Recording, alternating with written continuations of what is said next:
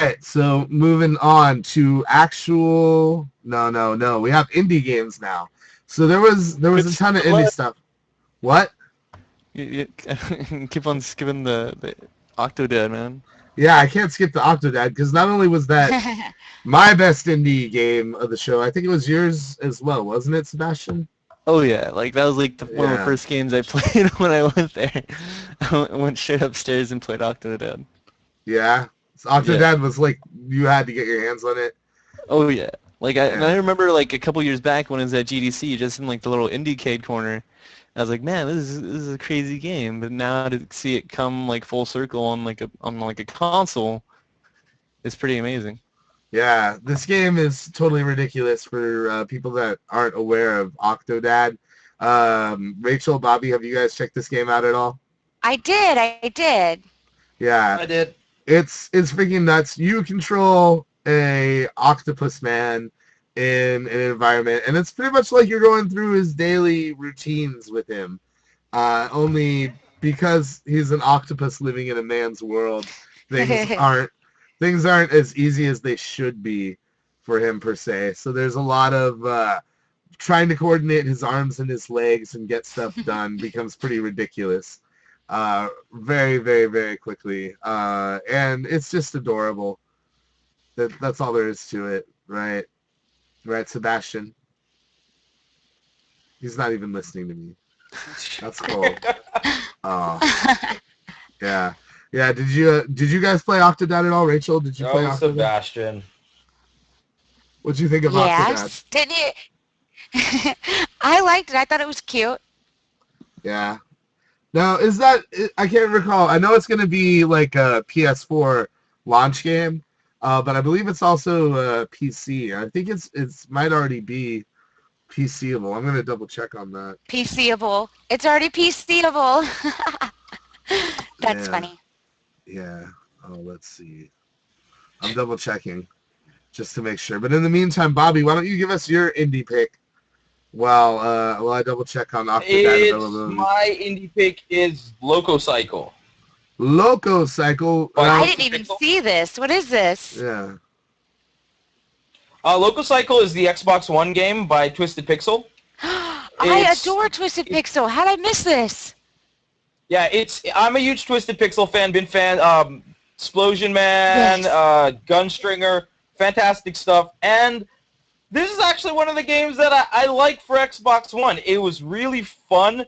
It was like a more cartoony Road Rash with missiles and guns and a combo system that you're fighting. You're like tossing up motorcycles in the air and juggling them with your bike, like doing like uppercuts with the motorcycle while dodging stuff. And it's kind of like, I really don't know the story too much, but it's like some guy gets strapped to some high-tech future motorcycle and he's dragged alongside while people try to capture it back. And it seems like a really weird 80s movie at the same time, but it was really fun. Like at first you're like, this is strange, until you actually get to the combo system and you're shooting missiles and you're like throwing up 3 bikes in midair and kicking them with the motorcycle. It's kind of like, this is absurd.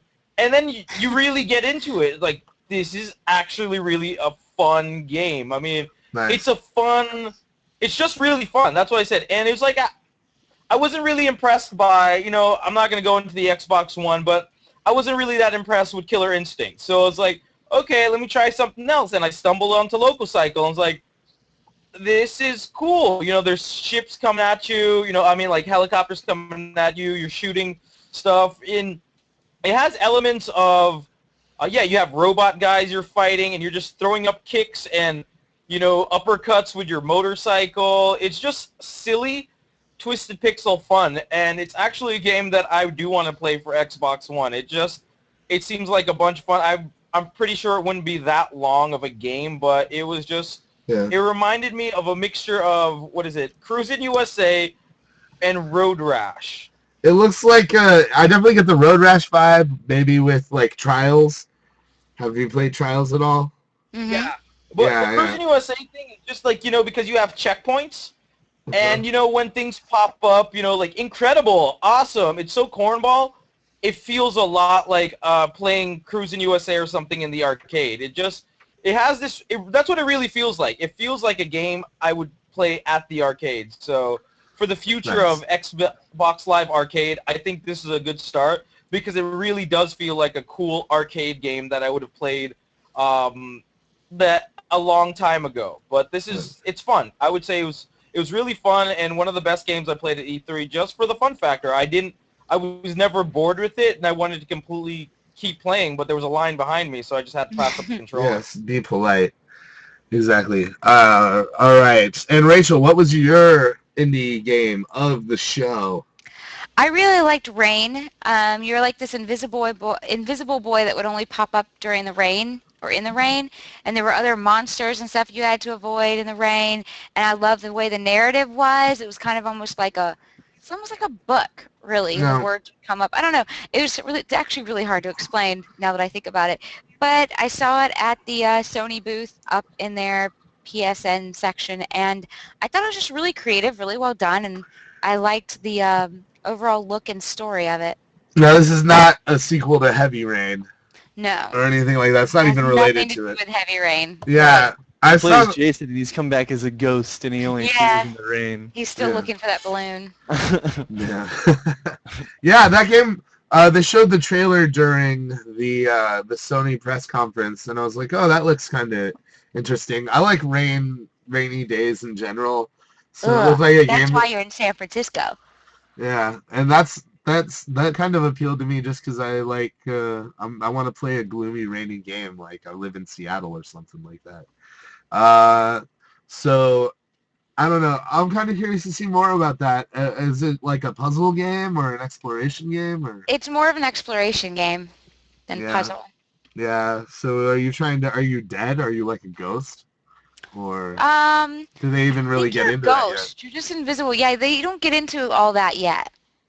Yeah, well, I'm definitely curious to see more. It looks like one of those games where it's like everyone will like be like, oh, it's like Ico or Shadow of the Colossus, and that it's like an artistic experience more so than like a Definitely traditional, like- artistic. Yeah, absolutely. On the more Yeah. artistic side of things, like Unfinished Swan and such. Yeah. Speaking of like Ico and Shadow of the Colossus, though, no Last Guardian once again. I know. What Yeah. the world? That's like probably the worst thing to happen Ugh. at E3 this year. I would give it a worst of award if we had made any worst of awards this year, but we It's didn't. getting to the point, though, that when it does come out, if this thing ever does come out, it's not going to be able to live up to all the expectations and the waiting and the hype.